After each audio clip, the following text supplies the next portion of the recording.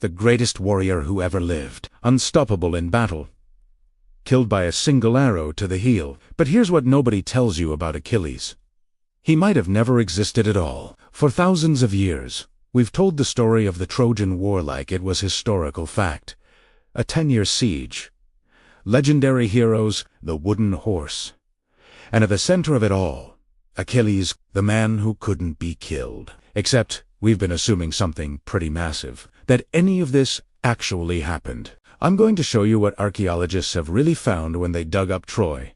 And trust me, the answer is way more complicated than you think. So let's get one thing straight first. Troy was real. Like, actually real. Not a myth. Not a legend. A real city that you can visit today in Turkey. A guy named Heinrich Schliemann found it in the 1870s. He was obsessed with Homer's poems and decided to just start digging where he thought Troy should be. And he was right. Short of, he found a city, multiple cities, actually, built on top of each other, 9 different layers of ruins, each one representing a different time period. Troy I, Troy II, all the way up to Troy X. But here's where it gets interesting. Schliemann thought he found the Troy from the Iliad. He dug up golden treasures and called it Priam's treasure, after the king from the story. He was convinced he'd proven Homer right. He was wrong. The layer he thought was Homeric Troy was actually from 1,000 years too early. He'd gone right past the real candidate and destroyed a bunch of important archaeology in the process. The Troy that might match the Trojan War timeline is Troy VO, or Troy V. These layers date to around 1200 BC, right at the end of the Bronze Age.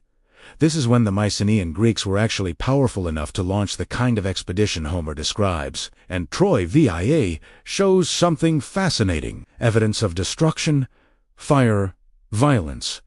A city that was besieged and fell. So we have a real city.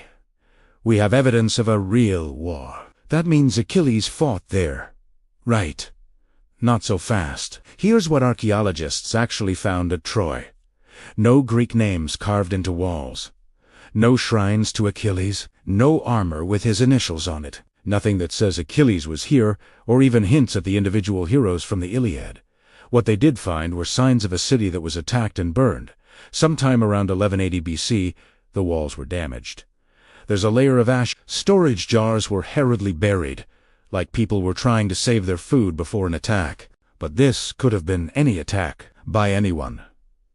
For any reason, Troy was a wealthy city in a strategic location. It controlled access to the Black Sea.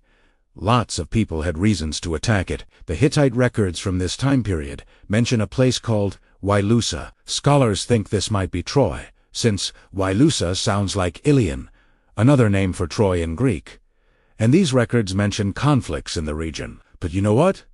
The Hittite records don't mention Achilles, Agamemnon, Helen Pare, any of the Greek heroes at all. They talk about local rulers and political conflicts. They mention a king named Alexander who ruled Wailusa. Some people think this might be the basis for Alexander, which was Paris's other name in the myths.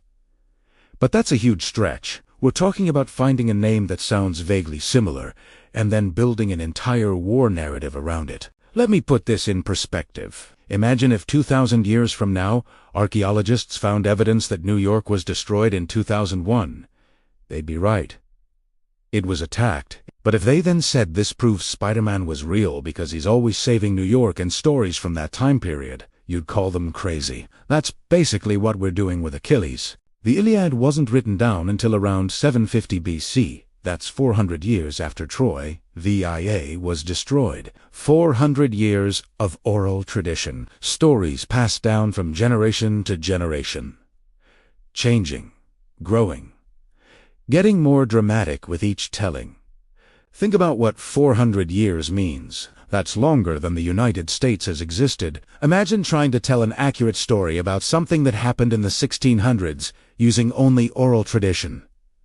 No books, no written records, just stories. You'd get the basic idea right. Maybe.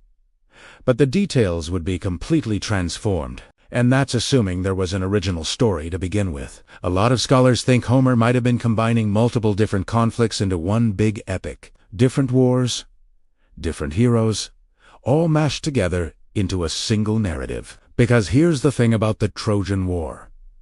It happens right at the end of the Bronze Age. And the Bronze Age didn't just end, it collapsed. Catastrophically. Around 1200 BC, almost every major civilization in the Mediterranean fell apart. The Mycenaean Greeks, the Hittites, the Egyptians almost got destroyed. Cities were abandoned, trade networks collapsed. It was chaos. Archaeologists call it the Bronze Age collapse, and we still don't fully understand what caused it. Earthquakes, drought, invasions by mysterious sea. Peoples probably all of the above. The point is, there were lots of wars during this period. Lots of destroyed cities. Lots of reasons for stories about epic battles to emerge. Troy might have been one of many conflicts that got remembered and retold. So where does that leave Achilles? Let's look at what we actually know about Mycenaean warriors from archaeology. They wore bronze armor. They used bronze swords and spears. They rode chariots into battle, which matches some of what Homer describes. They were organized into kingdoms ruled by warrior aristocrats who built massive palaces. We have their graves. We have their weapons. We even have some of their writing, Linear B tablets that list inventories and administrative records. They're boring as hell, by the way. Just lists of grain and sheep and bronze rations. But you know what? These tablets never mention individual heroes named warriors. Epic duels, the kind of personal glory that defines Achilles in the Iliad. Instead, they talk about groups of men, military units, resources for the army. It's all very bureaucratic. This doesn't mean heroes didn't exist. Elite warriors definitely existed. But the kind of individualistic, glory-seeking warrior culture that Homer describes might be more of a later Greek ideal that got projected backward onto the Bronze Age. Homer was writing for an audience in the 8th century BC.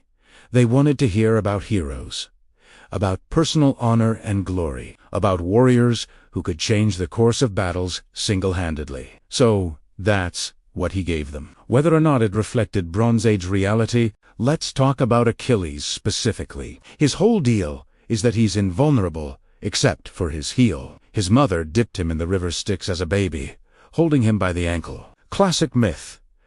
Except that story doesn't appear in the Iliad at all. Homer never mentions Achilles being invulnerable.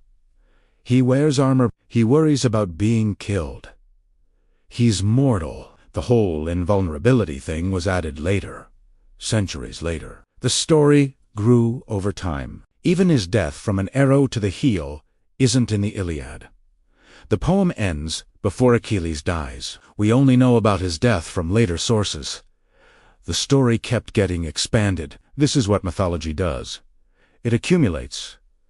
Details get added. Stories get more elaborate. Heroes get more heroic. By the time the Romans were writing about Troy, Achilles had become almost superhuman. His story had been retold so many times that separating fact from fiction became impossible. But maybe we're asking the wrong question. Maybe it doesn't matter if Achilles was real. Some scholars think he might be based on a real warrior. Maybe there was a Mycenaean champion who fought at Troy.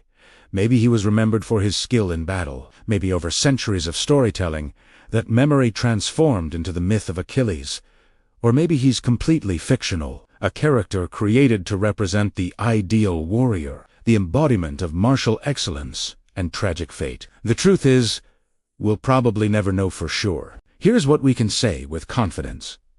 Troy was real. There was probably a conflict there around 1200 BC. The Mycenaean Greeks were capable of launching the kind of expedition Homer describes. But the specific events of the Iliad, the individual heroes, the epic duels, those are almost certainly myth, mixed with distant memories of real events. Achilles might have been inspired by real warriors, or he might be entirely invented. Archaeology can't tell us. The evidence just isn't there. And honestly, that's okay. The power of Achilles isn't in whether he actually existed.